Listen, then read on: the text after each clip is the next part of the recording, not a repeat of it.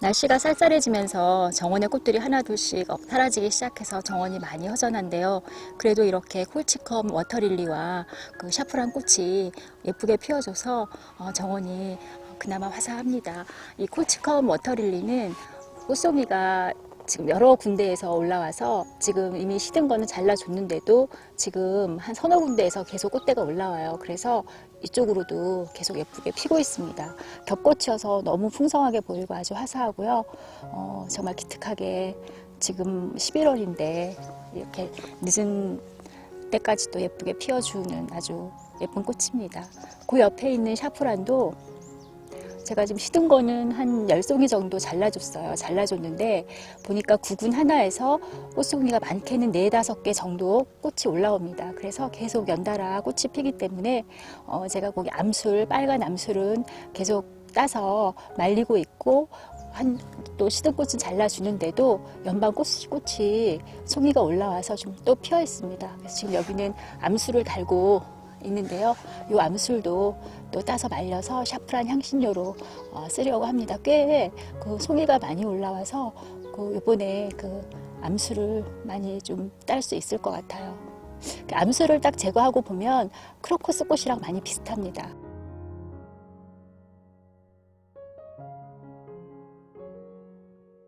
이 콜치컴과 샤프란은 제가 꽃이 피고 지는 데까지 시간을 보니까 한 일주일 정도 피는 것 같아요. 한 송이가. 근데 일주일 정도 펴서 지는데 다른 꽃들이 계속 꽃송이가 올라오기 때문에 꽃은 오래도록 볼 수가 있는 것 같습니다. 그래서 이게 피기 시작한 지 한 주일 이상이 됐는데 지금 계속 보고 있고요. 이쪽 샤프란도 마찬가지로 한 일주일 정도 피어 있다가 꽃이 시드는데 그 시든 거를 잘라주면 또 다른 꽃송이가 올라와서 연방 피기 때문에 꽃을 보는 기간은 좀 긴 것 같습니다. 이 가을에 꽃이 없어서 허전한데 이 샤프란과 콜치컴 때문에 정원이 화사해서 너무 보기가 좋습니다. 둘 다 노지 활동이 잘 되니까 마당이 있으신 분은 꼭 한번 심어보세요. 정말 예쁘게 피는 꽃입니다.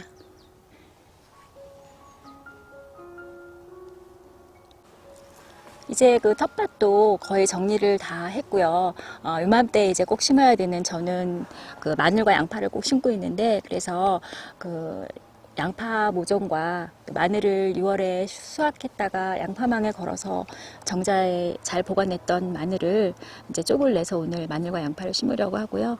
양파는 저는 매년 자주색 양파를 요 정도 심습니다. 3판 정도 심으면 이제 6월에 수확을 해서 양파즙을 해마다 해서 잘 먹고 있는데요. 그래서 이거 양파 모종입니다. 이렇게 양파는 모종을 심고요. 6월에 캤던 양파는 대부분은 양파즙을 하고 나머지 이제 먹을 것들은 이렇게 망에 걸어서 보관을 했는데요. 이렇게 하면 보관도 잘 되고 물론 좀 싹이 좀 나긴 했습니다. 근데 이제 요 싹도 잘라서 뭐 라면을 끓여 먹거나 할 때 파 대신에 넣으면 굉장히 좋고요. 싹만 잘라내면 밑에 양파도 그대로 먹을 수가 있습니다. 그래서 이렇게 양파를 아주 요긴하게 잘 심어서 먹고 있습니다. 마늘은 6월에 수확해서 이렇게 양파망에 걸어서 정자에 이렇게 잘 보관했던 거를 쪽을 하나하나씩 내서 따로따로 하나하나씩 심으면 됩니다. 그래서 이제 이렇게 양파와 마늘을 심으면 이제 올해 텃밭은 다 이제 끝나는 거죠.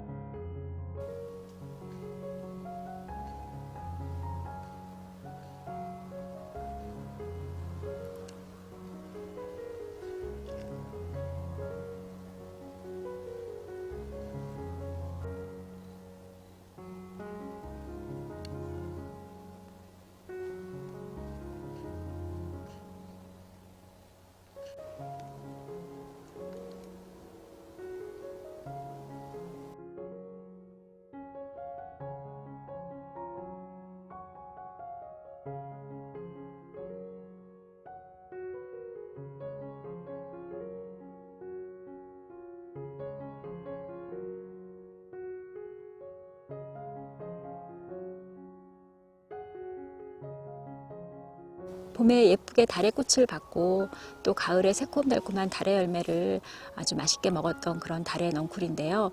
이제 이파리도 다 떨어지고 넝쿨도 지금 다 이렇게 얼기설기 있어서 요거를 넝쿨을 정리하려고 합니다. 이 달에는 제가 아치에 키우고 있기 때문에 아담하게 키워야 되고 또 예쁘게 불면서 열매도 먹을 수 있어야 되기 때문에 제가 요맘때쯤 가지를 정리하는데요. 이 달에는 전년도 가지에서 새순이 올라와서 열매가 열리기 때문에 전년도 가지를 눈 하나 정도를 남기고 정리를 해줍니다. 그래서 오늘은 제가 달의 가지 정리하는 거를 한번 정리하면서 좀 보여드리려고 합니다.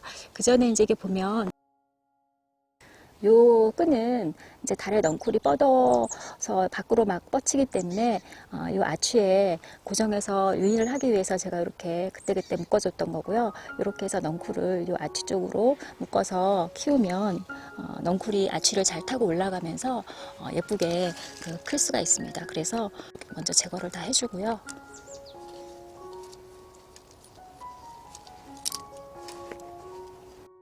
올해 요 원 줄기에서 이쪽으로 가지가 뻗어 나왔고요. 요 가지 뻗은 가지에서 이제 열매가 달렸었습니다. 그러면 내년에 또 여기에서 눈이 새로 나와서 가지가 나와서 여기 열매가 열릴 거거든요. 그래서 여기를 눈을 하나나 두 개 정도, 지금 이렇게 볼록 나온 게 눈이거든요. 그러니까 눈 하나나 두 개 정도를 남기고 잘라줍니다.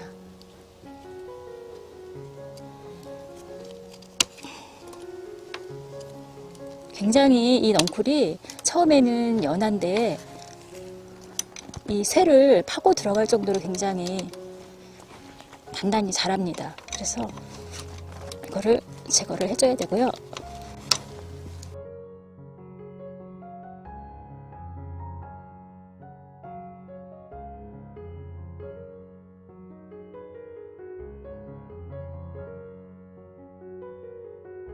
그리고 또 이제 위로 올라가면 적당한 간격을 두고 가지가 나오도록 제가 올해 나머지 가지들 정리해서 이 정도에서 다시 가지가 뻗어 나왔고요. 요것도 눈을 보면 이렇게 볼록 튀어나온 게 눈인데 하나 내지 두 개 정도 남기고 잘라줍니다.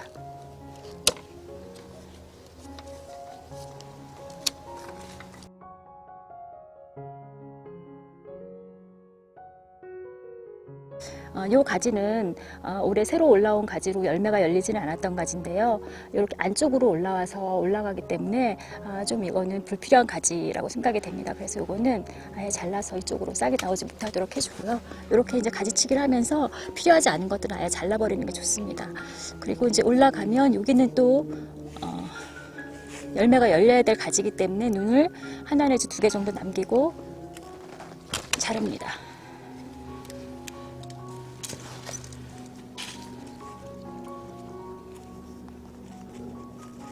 여기 파고 들어간 거 봐, 이거. 가지를 다 잘랐고요. 아주 과감하게 다 쳤는데 뭐 이렇게 쳐도 되나 싶을 정도로 다 쳤는데 이렇게 쳐도 내년 봄이 되면은 오히려 올해보다 훨씬 더 무성하게 가지가 나옵니다. 그래서 이렇게 가을에 쳐주지 않으면 내년에 순이 너무 많이 올라와서 그 정리하는 게 쉽지가 않고요. 그래서 가을에 이런 정도로 가지를 정리를 해주면 내년 봄에 순이 올라오는 걸 다시 아치 쪽으로 유인을 해서 예쁜 모양으로 달의 덩쿨을 키우면서 꽃도 보고 열매도 얻을 수 있습니다.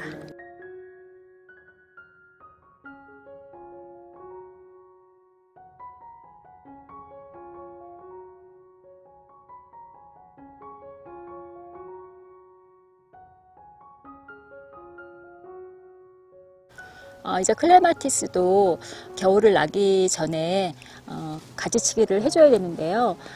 이 가을쯤 클레마티스는 한 50cm, 땅에서부터 50cm 정도 남기고 다 쳐줍니다. 그러면 내년에 새싹들이 많이 올라와서 꽃이 많이 핍니다. 클레마티스는 지난해 가지에서 새로 올라온 그 싹에서 꽃이 피기 때문에 그렇게 짧게 잘라주면 새순이 많이 올라오게 되고 그럼 꽃도 훨씬 더 많이 핍니다. 그래서 오늘 클레마티스를 잘라주려고 하는데요.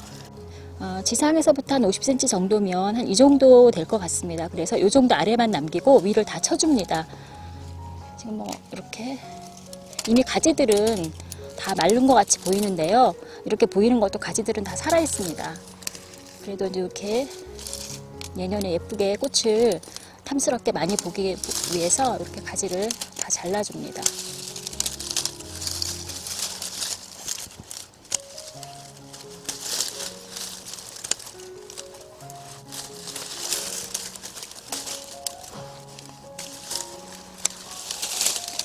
그 아치기둥 4군데 그 클레마티스를 모두 지상에서 한 50cm 정도를 남기고 다 잘라줬고요.